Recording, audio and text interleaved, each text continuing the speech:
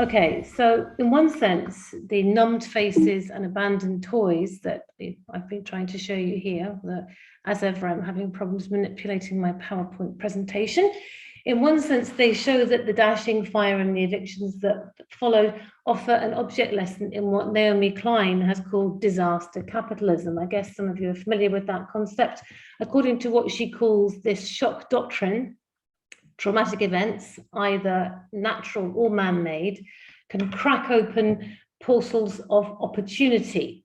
And through these, governments can railroad radical socioeconomic change that their subjects, still reeling from catastrophe, are ill-equipped to fend off.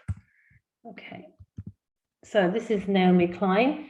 It's in these malleable moments, as she puts it, when we're physically unmoored, psychologically unmoored and physically unrooted, that these artists of the real, by which she means governments, plunge their hands and begin their work of remaking the world. Now, the district of Xinjian had for a long time suffered under what 𝗱𝗲𝗁 calls a blemish of place. It warehouses migrants of varied skill sets whose services Beijing needs, but whose living, breathing personhood it often prefers not to encounter close quarters. I say needs, but needed might be the better form of the verb, since plans were already afoot before the fire took place to reduce Beijing's migrant population, a point driven home by the fact that very few relocation options were offered to the dispossessed after the order to leave.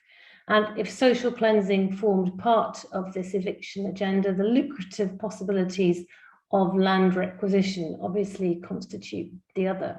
So in short, I think you could say fairly enough that a strong stench of disaster capitalism lingers among the ashes of the fire.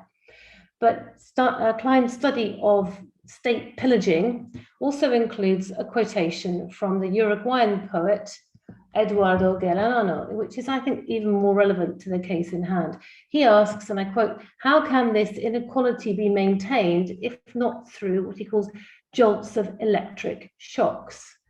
Unquote. So as a ramshackle settlement next to the very sleek metropolis, Xinjian emblematizes inequality and exclusion.